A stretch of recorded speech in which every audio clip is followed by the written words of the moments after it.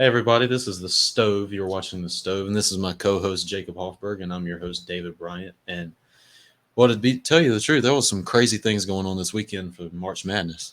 Yeah, there was a lot of four really good games that Yeah. happened. So All right, let's talk about the most boring one out of all of them, which was Houston and Villanova. yeah, by far the most boring one. Neither team could score.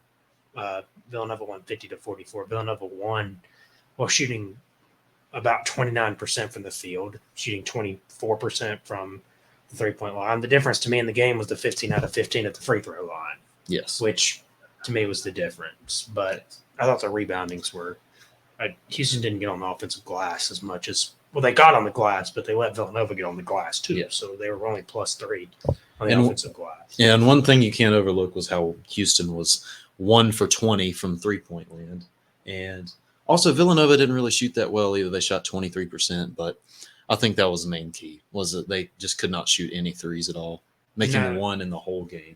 Yeah, no, and they had a lot of great looks at them. They had some wide open looks, and their two best players in the tournament have been Jamal Sheed and Kyler Edwards, and neither one of them had a good game. Kyler Edwards had 4, Jamal Sheed had 9. Yes. And they were both combined 0 for 13 from 3.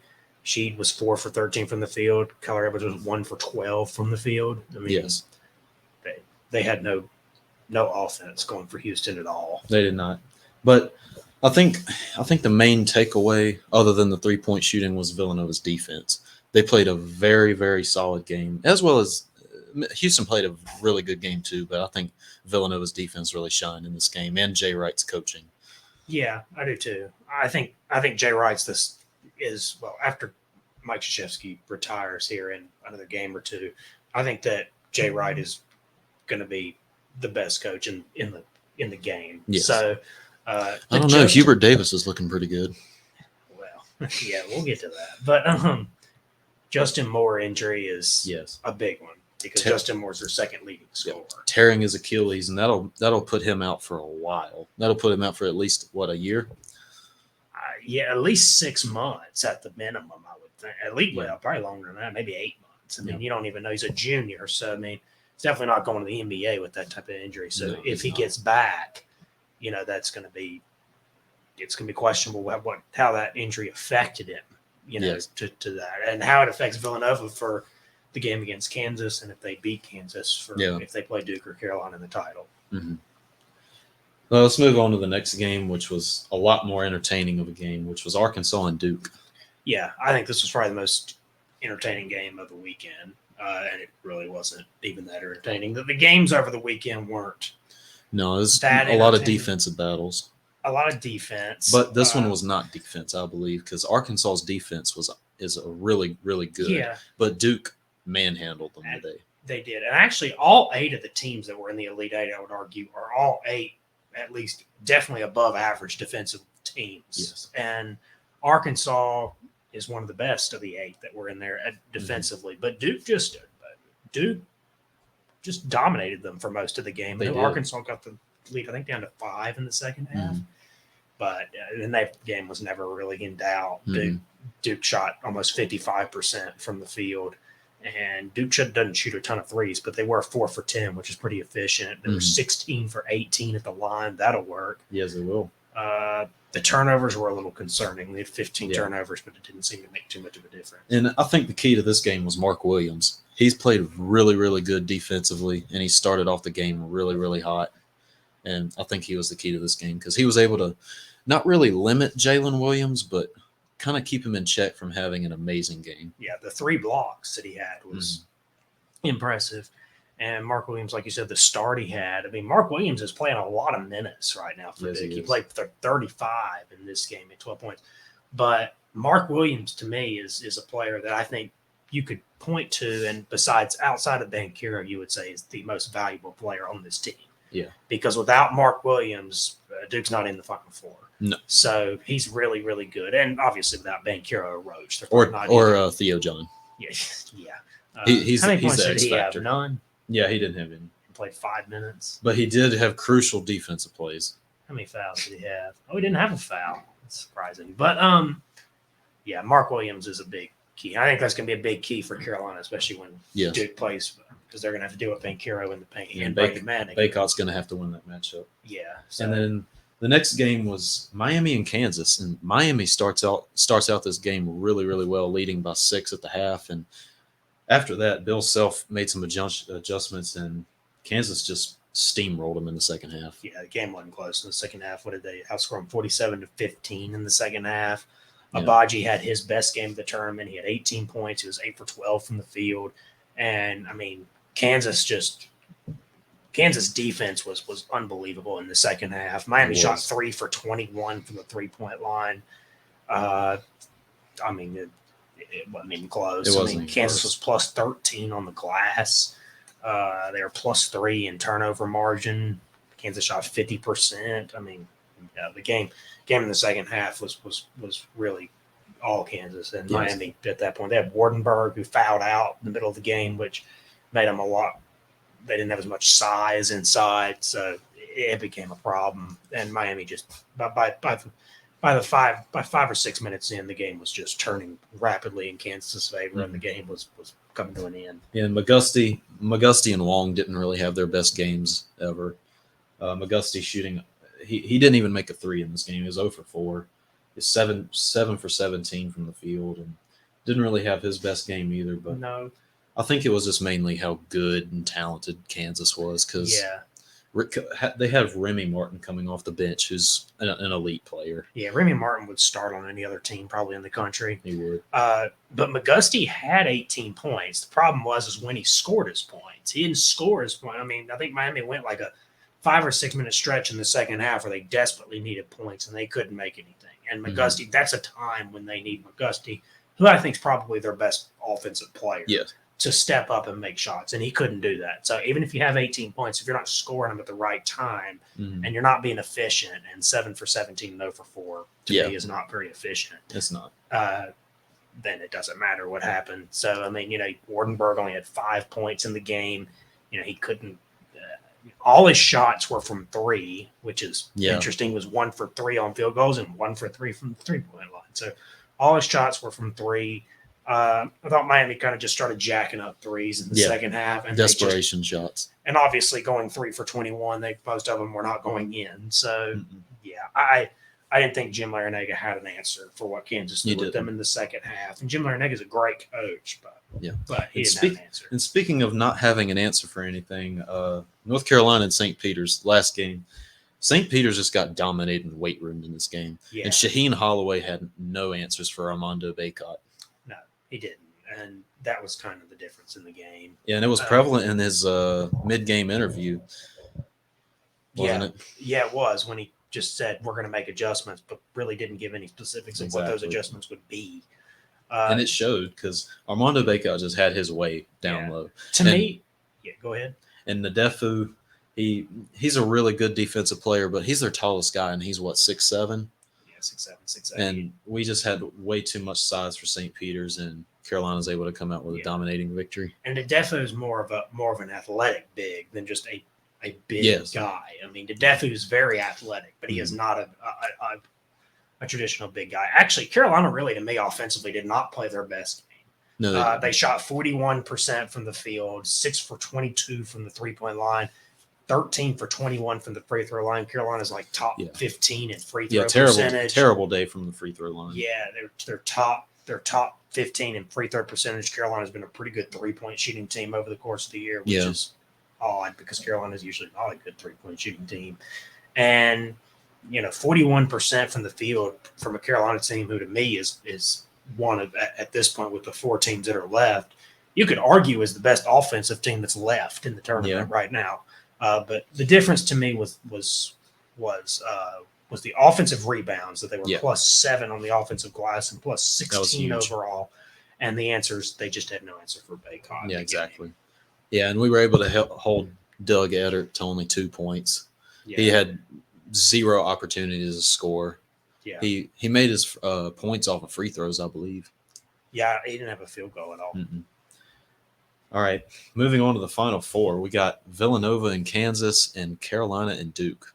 That's just the perfect Final Four for Coach K's last year. Yeah, two really good games and two really historic really historic programs. 4 Blue Bloods. 4 Blue Bloods. I would argue you could say 4 of the top 5 programs of all historically. Kentucky's fumbled the bag in the first round because they're probably the other team that's in this, but they fumbled the bag.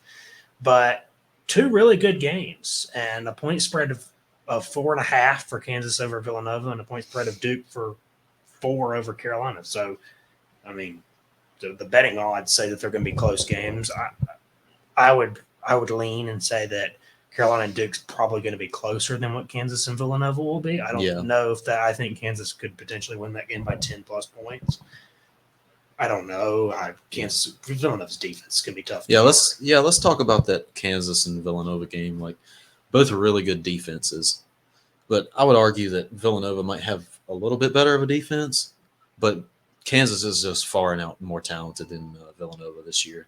Like having Remy Martin coming off the bench and Agbaji in the starting lineup, like it's going to be really hard for Villanova to win this game. Yeah, and especially Justin Moore. Yeah, like you just said, the Justin Moore injury to me is the difference. Because if Justin Moore was playing, they'd have way more of a chance. I could see Villanova winning the game because Justin Moore is their second leading scorer and probably one of their best perimeter defenders and maybe their best 3-point shooter as well. Yeah. And losing him is a huge loss. And I think Kansas have a tendency. If Kansas can find a way to get past the pressure that Villanova's going to throw at them in the first half and then get the lead early, I have a tendency to think Kansas will cruise in that game. Yeah, the only way I can see Villanova winning this game is if Colin Gillespie has an insane game and he just cannot miss. That's the only way I see Villanova winning this game. But and Gillespie's not always a scorer. So, no, he's not. But I think if Kansas he's probably their best player. Yeah, I think if Kansas can figure out the pressure and figure out how to score, they have to think Kansas will cruise in that game. Yeah, I think we both agree that Kansas is going to the title game. All right, let's move on to the game of the week, in my opinion. Yeah, probably game of the year. Yeah, game of the year. Final Four, Carolina and Duke. One of the best rivalries in sports history. Yeah. I mean, Coach K's final year against Carolina, his bitter rival. It couldn't get more better than this. No, and there's so much that feels like it's scripted because you got Coach K's final year. You got Hubert Davis's first year. You have Carolina knocking off Duke in Coach K's last game in Cameron. Carolina got blown out in Chapel Hill by 20.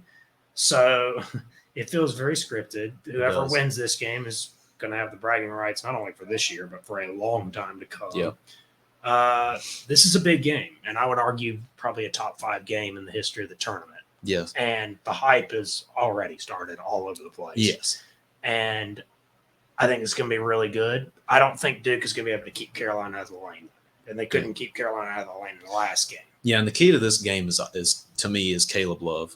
For Carolina, the key to this game is Caleb Love. And if Caleb Love plays like he did in the second half against UCLA, I just don't see how Duke can win this game. Because I think Baycott's going to be able to win the matchup against Mark Williams. I think Brady Manick might be able to spread the floor and be able to float out for some threes. I think RJ Davis will be his usual self and just facilitate the game. But I think the key to this game is if Caleb Love can hit his shots. Yeah. And Caleb Love's been the motor for this team in the tournament so far. When he's gone is how the team has gone. Yeah. And look at what happened against UCLA. Like, he struggles in the first half. We're down at halftime. Yeah. He blows up for 27 points in the second half, and we win the game by 7. Yeah. And I just think, and without Caleb Love, we don't beat UCLA. No. And so, which obviously, because he tied the game and then got us the lead and then hit the 2 clutch free throws at the end of the game that iced it. So I'm going to go with Carolina just because I think that Caleb Love is really good. And I think Baycott is also really good. Duke does have the best player on the floor because they have Ben Kiro, and he's probably the best player on the floor. But I have a tendency Duke could not handle the pick and roll offense that Carolina ran in Cameron. And Carolina did not run a ton of it when they played in Chapel Hill. I think Hubert made adjustments in the second game and was able to get the win in the second game. And I think that's what's going to happen again. I actually think the pressure is a lot more on Duke than Carolina. I don't think there's a ton of pressure on Carolina because they're an 8 seed, and everybody, a lot of people thought that Carolina was a bubble team. Yeah, and we're proving right now that we are a lot more than just a bubble team. Yeah, we are, and that game is hugely hyped and. Duke is a freshman-led team. Yes. with a bunch of 18 and 19-year-olds. Carolina has a bunch of veterans. Carolina's a little bit don't have a ton of tournament experience, but they No. are a little bit older. Yeah. And I think that Coach K, I think that game is going to be really tough for Duke, because I think that the weight of that game is a lot. And that is one that you thought there was a lot of pressure on Duke and Cameron. There's a whole lot more in this game. And I have a tendency to think Carolina is going to rise up to the occasion and win the game. And I think people are underestimating the motivation that Carolina has for this game. Being able to knock off Coach K in the Final Four for his last year at Duke would be absolutely huge, especially in Hubert Davis's first year. Yeah, it would. And if Hubert Davis Hubert Davis to me is already having one of the best first year. He's improved so much throughout the year. Oh yeah, one of the best first year coaches in the history of the sport at this point. I mean, just to go to the Final Four in your first year. It's hard to go to the Final Four in any year. Your first year, that's impressive. Winning games is hard in basketball. It's a hard thing to do. Yeah. And Hubert Davis, the team has certainly had some head scratchers throughout the year. Namely Wake Forest, Miami, Pittsburgh. Yeah, getting blown out by Kentucky early in the year. The first game against Duke. Yeah, I mean, they've had head scratchers, but Duke has had head scratchers too. The loss against Virginia Tech, where they lost by 13, getting blown out by Carolina at home in the last game of the year, losing to Miami at one point in the year, almost getting beaten by Syracuse, then almost get beaten by Miami in the ACC tournament. Virginia Tech game in the ACC championship game. Yeah, I mean, so Duke's had head scratchers too, but I have a tendency to think I think Carolina's greatly improved from where they were. And Carolina deserves to be here. This is not a Cinderella team. At this point in the year, Carolina is a top 10 team the way they have played. And I can't believe I'm saying that, because I didn't think they were even maybe top 50 at one I didn't point think so either, especially after the Wake Forest game. I thought we were done. Yeah. But I'm really glad to see us here. And this is going to be the biggest game for Carolina that they've had in years. Absolutely. All right, moving on. Let's talk about our predictions. All right. I got Kansas beating Villanova. What about you? Yeah, I got Kansas beating Villanova. I think Kansas is, first of all, they're healthier. Yes. And I think Kansas's offense is better than Villanova's. And I think the defenses are a little bit more level than people think. Mm-hmm. So I'm going to go with Kansas. Yeah, I'm going to go with Kansas too. Just the simple fact that they have Agbaji, who is one of the best players in the country. They have Remy Martin coming off the bench, which is amazing. Because he's like you said, he's a starter anywhere else. Oh yeah. And now let's talk about the big game. The big game, Duke, Carolina. Who you got? I'm going to go UNC. I think UNC is going to be able to utilize the pick and roll in the middle of the floor. I think Duke's going to struggle to keep them out of the game, I think Brady Manek's ability to shoot the threes, and I think Caleb Love's ability to get to the rim and shoot the threes. Just the fact that he can just take over a game with RJ Davis. I'm going to go UNC. Yeah. I'm going to go UNC too. I'm saying that with a little hesitation because Duke is so very talented, and has played by far their best basketball of the year the last 4 games. But I think there's just a simple fact that they're a freshman-led team. This team doesn't really have much experience in the tournament. They don't shoot this specific team. They don't shoot it great. Outside of AJ Griffin and the occasional Paolo Banchero, they don't really shoot very good. And I think Carolina is just going to be able to outshoot them from 3, especially. And I think we'll be able to out-rebound them, but I think it'll be really close, especially with Mark Williams in there. But I do think Carolina's going to be able to space the floor, work the middle of the lane, work pick and roll like we did in the last game in Cameron. I think we're going to be able to do that again, and I think Carolina's going to pull it off. All right, let's talk about the championship game. We both have Carolina and Kansas. Yeah. I don't know. This is a tough game to choose. I'm going to go UNC. Really? Yeah, I'm going to go UNC. This could be some bias, but I'm going to go UNC because try to be unbiased. All right, unbiasedly, UNC is going to win. Okay. I think UNC. I don't think Kansas is great at. I don't know if Kansas. They have not seen a big guy like Baycott who can score at such a high level in the paint. Yeah, I think that could be an issue. I think Carolina can spread the floor, which is going to be interesting. A lot of the Big 12 teams do not spread the floor very well. Especially with us having Brady Manek. Yeah, and I don't think a lot of the Big 12 teams spread the floor very well. So I think Carolina's ability to spread the floor, and I think Yes. Carolina's defense is greatly improved. If Carolina can make threes in that game, because the NCAA tournament to me is about three things. It's about Yes. defense, making threes, and making free throws. If you do those three teams better than your opponent, you usually win. Yes. And I think Carolina can shoot the ball better in the free throw line because they're top 15 in free throw percentage. Carolina has gotten really good at shooting Yes, threes. I think they have more have. 3-point shooters. And the defense is a little iffy. I'd Yes. probably favor Kansas, but Carolina gets 2 out of 3 of them. So I'm going Yeah. to go Carolina.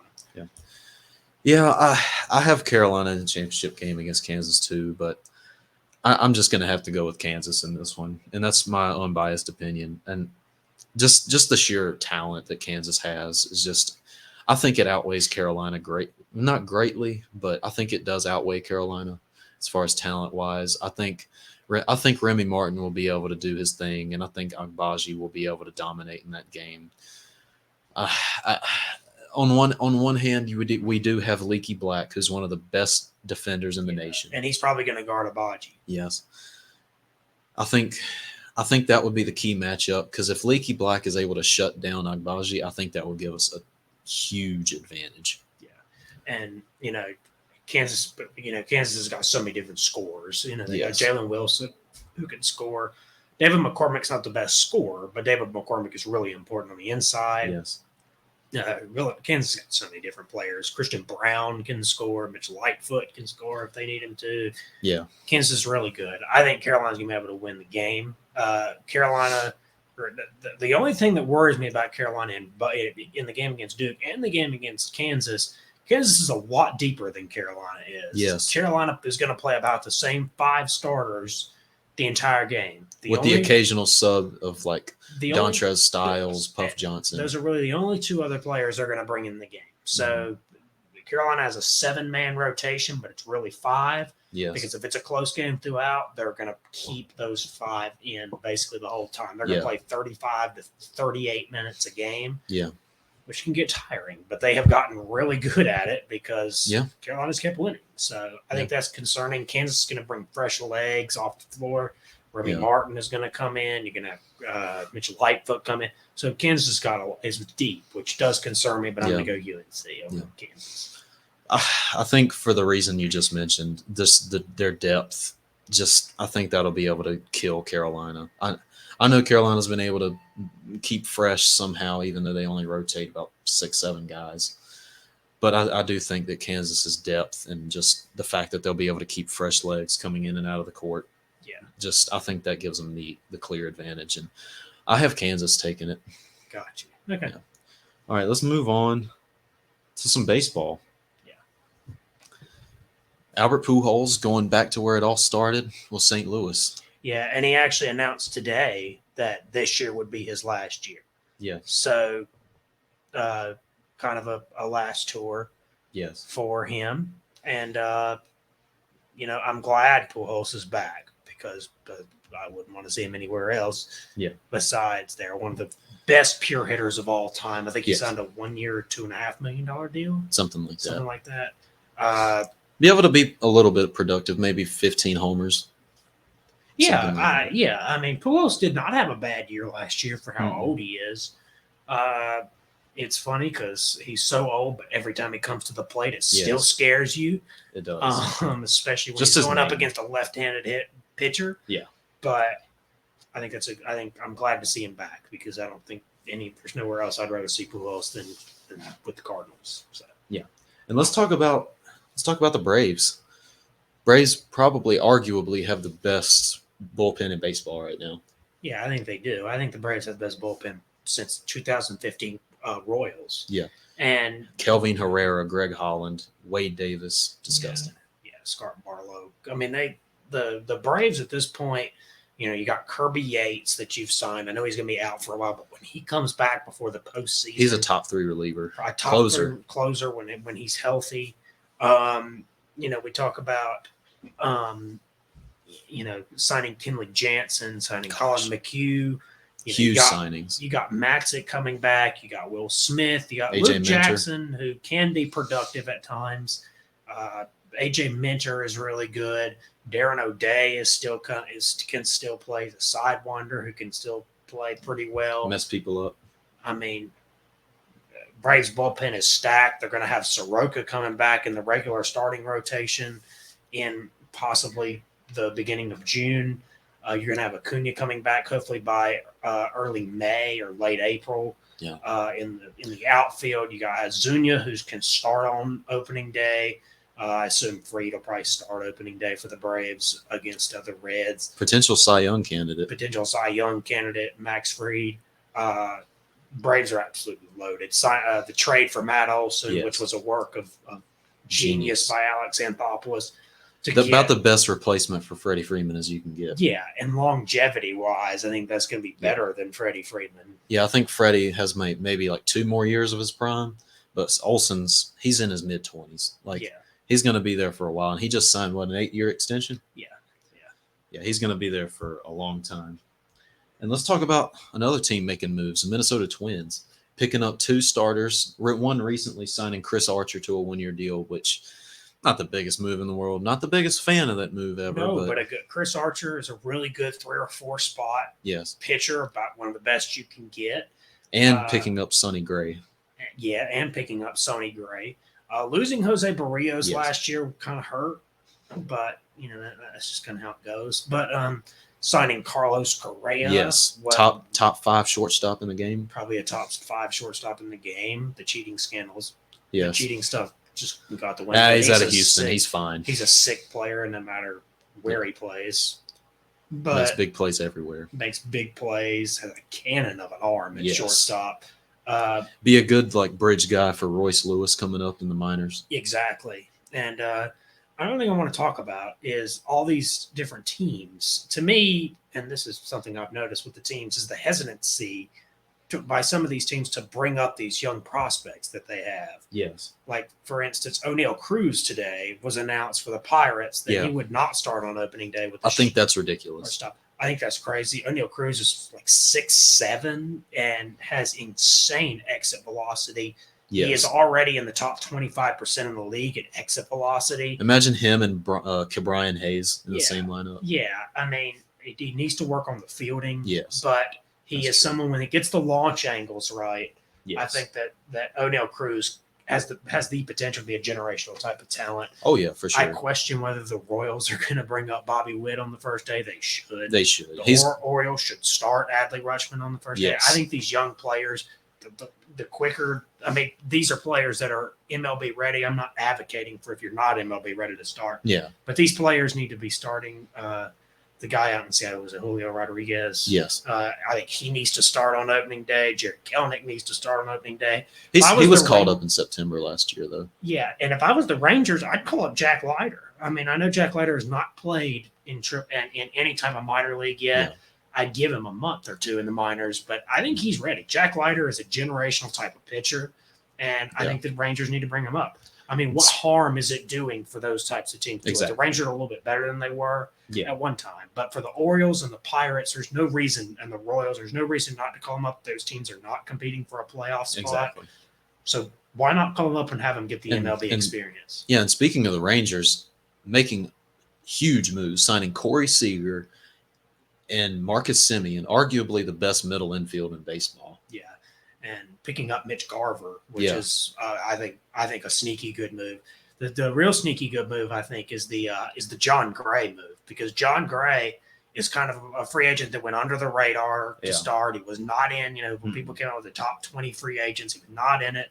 I think getting out of Colorado is really going to help him, because Colorado is probably – and Texas is about as pitcher-friendly as you can get. Yeah, and I think that Colorado is probably the most hitter-friendly you can get, and Texas is up there in the top 5 in terms of pitcher-friendly parks. So exactly. I think that's a really good move for the Rangers. It strengthens that team. They still got a lot of holes. They still got to get some more pitching. The bullpen needs a lot of help. Yes. They still need help in the outfield. They still need help at the corner infield spots. But this team is on the right trajectory. I'm glad they're spending money, because there's too many teams in the league that don't spend money, which doesn't make any sense to me. But exactly. The Rangers have a better farm system now from the Joey Gallo trade, so I think that they're in good shape right now. Yeah, and let's Let's move to the AL East and talk about the Red Sox and the Blue Jays. And let's start off with the Blue Jays picking up Matt Chapman from the A's. Absolutely massive move. And Shoring up that third base position. You got Matt Chapman, you got Bo Bichette, and you got Vlad in the same infield. And right. gosh, Kevin Biggio. Maybe yeah, exactly. Who can be a productive player? Yeah, the Blue Jays are stacked. Yeah, the Matt Chapman deal is interesting. The Matt Chapman is probably, to me, is definitely a top 5 third baseman in the league. Probably the second best fielder in the league at behind third base, Nolan Arenado. behind Arenado. But really great moves by the Blue Jays. Yes. And also picking up Kevin Gausman in the pitching rotation. Massive. Really great move. The bullpen still needs help. Yeah. But that's kind of been the Blue Jays' mantra the past few years. Yeah. But the Blue Jays are absolutely a World Series contender at this point, without a doubt. I think they're my pick to win the AL East this year. I think they have the talent to do it. Yeah, I think it's between them, the Red Sox, and the AL East is so good. Yankees are hard minus to trust. the Orioles. Yeah, the Yankees are hard to trust. The Rays, I think, are still in the conversation. Yeah, they are. But the Red Sox, with picking up Trevor Story, yes, I think that really helps them out. They still got Verdugo. They still got Devers. They still got Bogarts. Still got Kike Hernandez. And Christian Vasquez. Yeah. Gosh, he's the best catcher in the league. For sure. And, Bobby Dahlback at first, who is going to improve so much. Bobby Dahlback is absolutely so sick. And, yes, he is. And, Verdugo is really underrated in center field. I think Verdugo is a top 10 center fielder in the league. Verdugo is so good.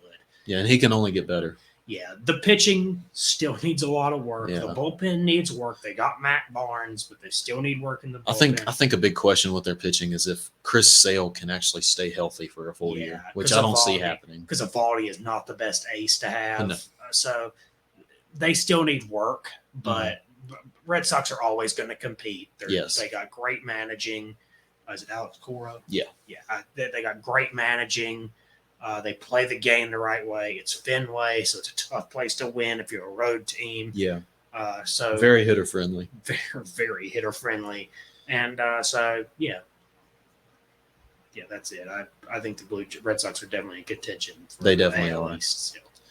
All right, let's move on to the NFL. A lot of NFL moves going on recently. I think the latest update would probably be with the New Orleans Saints picking up Andy Dalton. Yeah, that's signing a 1-year, $6 million contract. Yeah, that's paying a lot. That's interesting. I would say he's a quality backup, but the main thing with them is they re-signed Jameis Winston. He's going to be their starter. Yeah, I wouldn't want to spend $6 million on my backup. No, but I like Jameis actually. I keep cheering for him, hoping he won't throw. He did have laser eye surgery. He needs it. It seemed to help him the first few games last year. Yeah. Especially with that 5-touchdown game against the Packers. Yeah. And I loved every minute of it.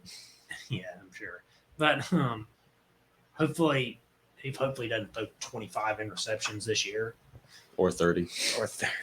They're going to use Taysom Hill, they say, as a tight end, which is interesting. I think he could be serviceable there. Definitely not as a quarterback because he can't throw the football at all. No, he can't. And so I think that's yeah. So yeah. All right, let's talk about my favorite team, the Minnesota Vikings. Obviously making huge moves this year. Firing Mike Zimmer, firing Rick Spielman, a huge regime change. Hiring Kevin O'Connell, the offensive coordinator from the Rams, hiring Kwesi Adofo-Mensah, guy from the Browns, as our new general manager. I think I like these moves. However, the only part where I disagree is how they're almost keeping everybody that was left over from the previous regime. I do not agree with them running it back. I think they should have traded Kirk Cousins probably. But at the same time, I do think with better coaching and better game management, I do think we'll be able to win at least maybe 10 games and sneak into the wild card. Yeah, I think right now the Vikings are in contention for a playoff spot. I think that's what they're fighting for at this point. Yeah. Obviously, getting one of the best edge rushing duos in the league with Yeah. Daniil Hunter and Zadarius Smith.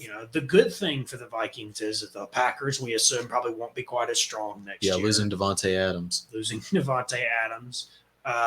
The Bears are going to be the Bears. They're going to be terrible. Yeah, you also got the Lions. Yeah. They're going to be the Lions.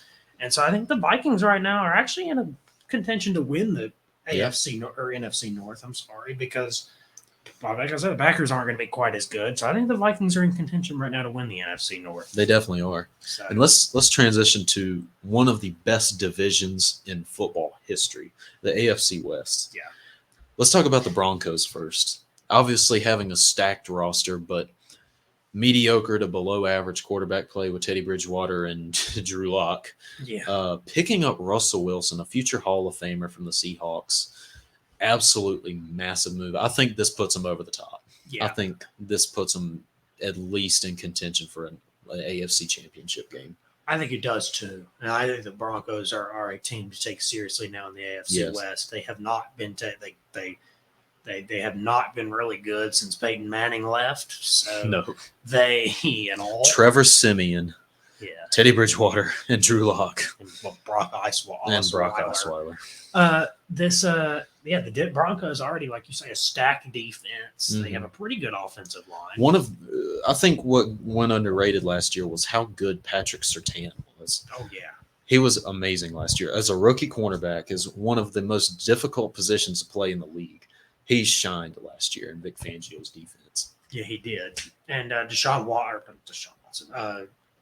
Russell Wilson. We'll get to him later. Yeah, Russell Wilson being signed just shores up the one position to me that needed to be shored up, and they got it. And I honestly, think that- they didn't really even give up that much. Only 2 first-round picks, a handful of players, which they got rid of Noah Fant, their tight end, which personally I don't agree with because I think Noah Fant is extremely talented, and I think Russell Wilson could have used him a lot. Yeah. But they do have Jerry Jeudy. They do have Cortland Sutton. They do have KJ Hamler. Yeah. They are stacked. And Yeah. obviously Denver has a way better offensive line than Seattle did. Yes, definitely. Yes. And I think they're definitely in contention for at least a AFC championship game run. Now let's talk about, in my opinion, the second best team in the division, which is the Chargers, Los Angeles Chargers. Justin Herbert, absolutely incredible. Yeah, Like gonna automatic. He's already a top 5 quarterback in the league. Yeah, and in 5 years, it's going to be him, Mahomes, and Allen, who are going to be the top Yes. 3 quarterbacks in the league. Yes. With Brady, And we Kirk thought Cousins. we thought he was on his way out. We thought Brady was on his way out. He comes back, so Yeah. unfortunately, that kind of pushes Herbert down the list. But Yeah. God, What is he, 59 years old or something? yeah, the defense, the Chargers defense is not bad. It's Yeah. improved. Joey Bosa is unbelievable. So Well, I think, their defense is vastly improved. They got Khalil Mack from the Bears, Chicago Bears, sorry. And they have Joey Bosa already, which is one of the best edge rushing duos in the league. yeah, And they signed J.C. Jackson from the Patriots, which very, very good move. yes, He's going to be that lockdown cornerback. And, their J.C. defense Jackson's is – so underrated. yes, too. he's going to be so good in L.A. And obviously Brandon Staley, defensive-minded head coach, I think he's going to be able to definitely help that defense grow and grow next year so they can actually help out Justin Herbert. Yeah. All right, let's talk about the next best team in the AFC West, the Kansas City Chiefs. They trade Tyreek Hill to the Dolphins, which they didn't really get that much back for him. No, and I didn't like that trade. I Not did just not because either. I like Tyreek Hill. I don't think they got much back for him at all. Mhm. Chiefs have some questions now, They do. which they have not had questions in a while, and they got some questions now. Yeah. The defense is not great. They have questions at now wide receiver, which you wouldn't have thought would be said. Right now, they still have a really good offensive line. Yes, They still have obviously the Travis tight end. Kelce. The tight end position is not an issue, but their defense is the biggest issue to me, and wide receiver. and the wide receiver. Their best wide receivers who? Mecole Hardman. Yeah, probably. And their number 2 is and Juju Smith-Schuster. Yeah, and Pringle. Yeah. So And then, one Pringle wins the best name award, but that's about it. Yes. But And I think I'm going to put out a little maybe trade rumors here. Since they got all that draft capital back from the Dolphins, what if they made a move for DK Metcalf? I mean, it's definitely a possibility with the Seahawks basically blowing up the roster and looking to build for the future. Yeah, and the Chiefs' questions at wide receiver, DK Metcalf would definitely check that box. Yeah, he would. I think DK Metcalf is a top 10 receiver already in the league. Yes. And even looking for another guy in Seattle like Tyler Lockett is another option. You can kind of fish and feel the teams that are desperate to build for the future. Seattle definitely falls in that category. Yeah. So I think that is definitely something that I think the Chiefs should look to do. But the question is, how aggressive are the Chiefs in going after? Yeah. And I don't think they should necessarily be too aggressive because they haven't re-signed Tyrann Mathieu yet for whatever reason. Yeah. They do have one of the best offensive lines in football. They have the best tight end in football. They have probably the best quarterback in football in Patrick Mahomes. They got Clark too. Yeah, and they have Frank Clark and Chris Jones on the defensive line. He's so good. He's so dominant inside, and he can just wreck a game for you, almost like Aaron Donald can, but not quite as good as Aaron Donald. Yeah, they just got so many holes to me. Yes. The corners and the secondary. So who do you have winning this division? It's kind of hard to do. Yeah. Kind of hard to predict because I think one team we did forget to mention is the Raiders, who are still in contention Yes. for a playoff spot with Derek Carr. They are definitely the weakest team in the division, But but picking by up no means are they the worst team in the league. And picking up Devontae Adams is just Yes. disgusting. But Playing with Derek Carr where he played at Fresno State together, like that connection is just going to be unmatched. yeah, and I think I'm going to stick with the Chiefs because I think Patrick Mahomes is Yes. so good, and I'm just going to stay with the Chiefs right now. I'm going to take the Broncos. I think I think the Broncos have the most talent of the teams, probably. Yeah. But I'm going to go with the Chiefs just because I trust Patrick Mahomes a little bit more than Russell Wilson. So I think Russell Wilson has had some shaky years over the last 2 years. So I'm going to go with Patrick Mahomes. Russell Wilson has a tendency to start off really well and Yes. teeter off as the season goes on. That's true.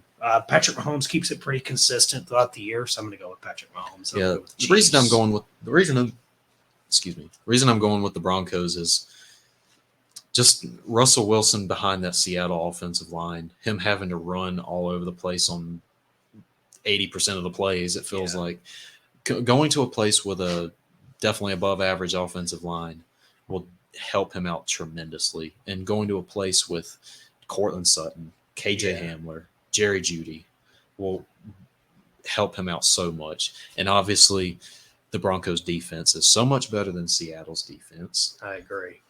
And I think I have the Broncos winning the division. Okay. It's so hard to predict because the Raiders, the Chiefs, and the Chargers are just right there together. Yeah, historically, and kind of odd because the Chiefs have ruled the division for the last 5 years. Yeah, and even they with got Alex a lot Smith, of competition now. So they do. Yeah, they do, and I think the AFC. I think the AFC is going to be very, very competitive this year. Yeah, with the amount of quarterback talent Yes. in that division is Adding Russell Wilson, obviously, Josh Allen's still there. I think the Buffalo Bills, to me, I think the AFC runs through Buffalo this year. Yeah, I do too. I think the Bills are the best team in the AFC. I think the Bills are actually the best team in football at this point. Yeah. I think the Bills they're my early pick right now to win the Super Bowl. I think the Josh Allen was so close to beating Patrick Mahomes last year in that game. If they only had a defense. Yeah, and if they would have played the Bengals, I think Josh Allen is better than Joe Burrow at this point. Joe Burrow is really good. We can't gloss over the AFC North. With the Bengals and the Browns, in my opinion, the two best teams in that division now, especially with the Browns picking up a known woman respecter in Deshaun Watson. The Browns are so much better now with Deshaun Watson instead of Baker Mayfield. Yeah, and you still got Lamar Jackson in Baltimore. Mm-hmm. So, yeah, I think the I agree. The AFC North is Yes. solid right And now. Joe Burrow picking up was it Ted Karras from the Patriots. And La'el Collins from the Cowboys. Their offensive line is so much better now. And Joe Burrow behind a good, even an average offensive line, Yeah, he will explode. they're a favorite, not a favorite, but they're one of the contenders to win the Super Bowl again Yes. and get there again. So, and talk about a team that's just come out of nowhere in the last Yes. 3 or 4 years. They I mean, were arguably the worst team in the league, and then they were like in the Super Bowl. yeah, and now they're and Very maybe very close to winning. 2 it or too. 3 plays away from winning the Super Bowl. Stop Minus- one stop away from winning the Super Yeah. Bowl. If Aaron Donald didn't exist, they win that Super Bowl. Absolutely, and so Jamar Chase, T. Higgins, Tyler Boyd. They did lose C.J. Uzama, which is a pretty significant loss. Yeah. Like he was Joe Burrow's security blanket all year, but you still have Jamar Chase, T. Higgins, and Tyler Boyd. yeah, and Joe Mixon who can And run Joe the ball Mixon. as well. So and a better offensive line, a lot better offensive line Yes. than what he had. Yeah. And a solid defense that the Bengals have as well.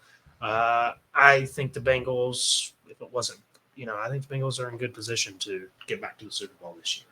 Yeah, and obviously you have the Browns, which I think there's still a little bit of question marks with Deshaun Watson because we don't really know what's happening with his civil case yet.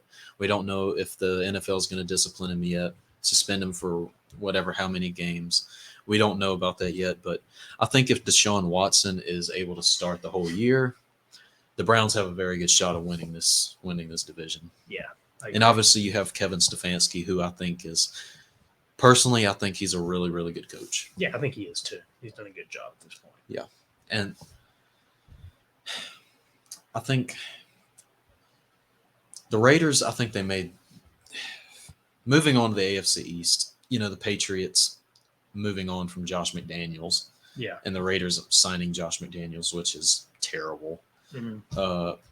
Bill Belichick is still one of the best coaches. Yeah, he is. I think the Bills still win that division, but Yeah, I Still. think the Bills are the favorites in that division right now. The Dolphins have made improvements. yes. If Brian Flores is not, I don't really like that firing at all. No, he improved that team so I- much. That was a really stupid move by the Dolphins and a really weak reason to fire him. Yeah, And what offering they asked him him to do, offering $100K per loss to tank. yeah, what they asked him to do Ridiculous. is absolutely stupid. I think that was a dumb move by the Yes, Dolphins. me too. But they do pick up. Obviously, they still got Jalen Waddle, and picking up Tyreek Hill is And hiring Mike McDaniel, who is a Kyle Shanahan protege, yes, which I don't know how I feel about that because he's a one-year coordinator. He's a weird guy. Mike Jones, who? yeah, I think Mike McDaniel is either going to explode or he's going to fail miserably. yeah. So Let's move on to our closing thoughts and other takes. yeah, so just some news. NFL obviously they approved the overtime tweaks for the playoffs. They're not going to do them in the regular season, but the playoffs. So now both teams get a possession, which I don't agree with the rules because I think you don't have a good defense and you can't get a stop. Well, that's your problem. So I don't Yeah. agree with those rules at all. The Bengals proved that they didn't need the ball first to win. They beat the Chiefs because they had the defense to stop them. Buffalo didn't play defense. Buffalo lost the game. So that's how it works. Yeah, I'm going to disagree with that. I agree with it in the postseason. I agree with them implementing those rules in the postseason. I agree with them keeping it out of the regular season, which I think would just make the season go by a lot slower.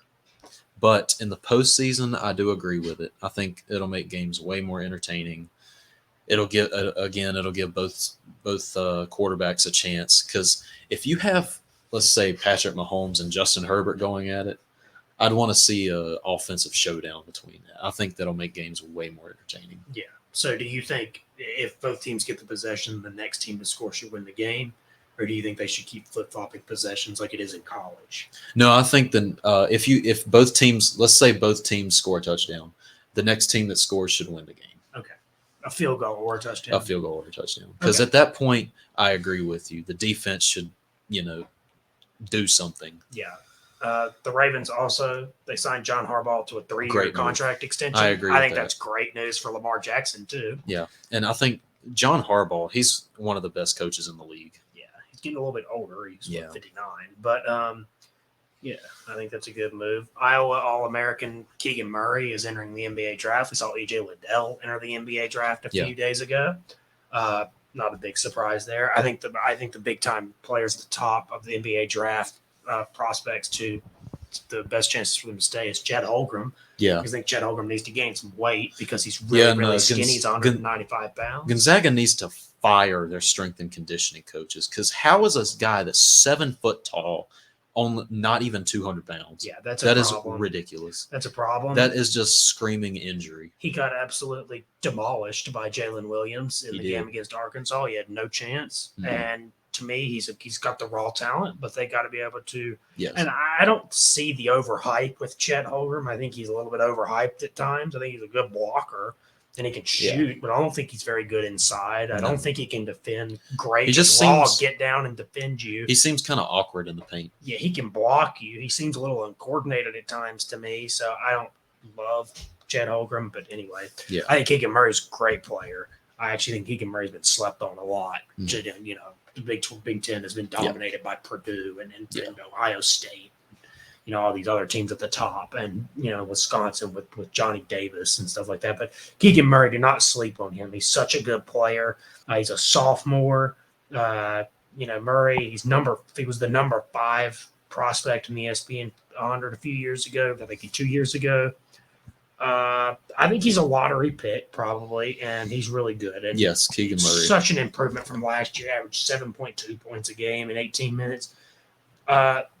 This year, he's averaged 23.5 points a game, 8.7 rebounds, and 2 blocks in 32 minutes. That is absolutely insane numbers, and I think he's really, really good. We talked about that. Also, Jabril Peppers agreeing to a 1-year deal in New England. Yeah. I don't know how I feel about that. Like, I think he's a okay player. Worth up to $5 million. He's serviceable, but I just don't know how much he has left. Yeah, I don't know. He's 26. Yeah, he's a young player, but still, he hasn't shown really that much in the pros. No, he hasn't, and he was insane in Michigan when he was at Michigan. He was a 2-way player, could play on both sides of the ball. He played safety, or I think he played safety, didn't he? Yeah. And then he also ran halfback at times. He could return. He returned. They put him at receiver at times. He could take snaps. He's a great athlete. And he's just a great athlete, kind of just an athlete, a utility type of player. So it's an interesting move. We'll see how it goes. All right. So, you have any final hot takes to close it out? No, I don't think so. I have one that might make somebody a little upset that we know. I'm going to say the Mets don't even win 90 games this year. I'm going to say the Mets win 90, but I'm going to say the Braves win more. So, yeah, I think the Braves should win 100 games. Mets are really good. They're really good, but they're inconsistent at times. I don't know. You know, they brought in some new players, so that makes a difference. Yeah. Obviously, they have a new manager now. So, you know, we'll see how it goes, you know, but they got to have those old Mets players step up. J.D. Davis has got to play better. Yeah. Jeff McNeil's got to play better. Big Meat Pete has to step up. Pete Alonso. They've also losing Conforto is going to hurt. I assume they're probably going to lose Conforto. Yeah. They need to call up Francisco Alvarez because he is absolutely insane. He could be the next Mike Piazza. Great player. So the Mets have a lot of questions. I don't think the Braves have as many questions as the Mets do. The Mets have a really solid top 3 in the rotation with Scherzer, DeGrom, and Bassett. That's not in order. I know DeGrom's going to start on opening day, but you know. But then when you go down the list, you got Carrasco, and it just doesn't. Their bullpen's not even that good with Ed Luz Diaz in there closing games for them. Yeah, like their bullpen's not that good. I think they lost Seth Lugo, so didn't they? They lost Aaron Loup. I think they still have Seth Lugo, but they did lose Aaron Loup, which was probably their most consistent reliever last year, who they lost.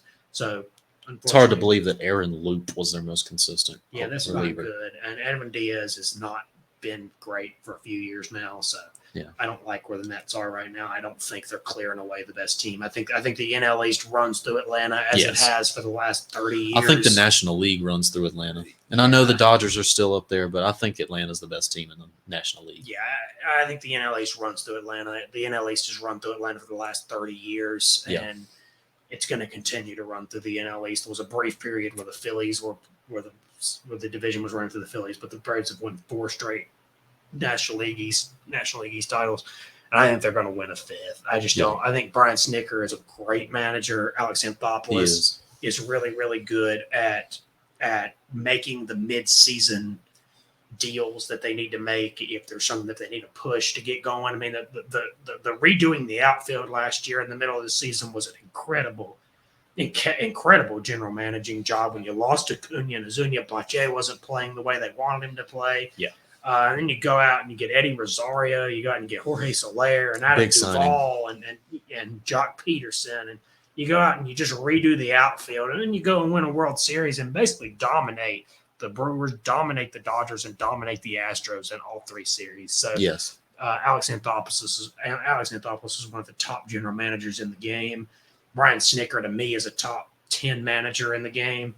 He's a little bit older style, Yeah. but I think the Braves are in a great position right now. I still think you got to be able to prove that you can beat the Dodgers consistently, because that's going to be the question. Because They are hard to beat. Keep in mind the Dodgers were hurt last year. They did not have Max Muncy, and Justin Cody Turner Bellinger was out. just awful that year. Yeah, and I don't know how good Cody Bellinger is going to be this year. He's not played well in spring training at all. Yeah. So he's played awful. I think he has 11 strikeouts and 16 at bats or something. He's not playing good at all.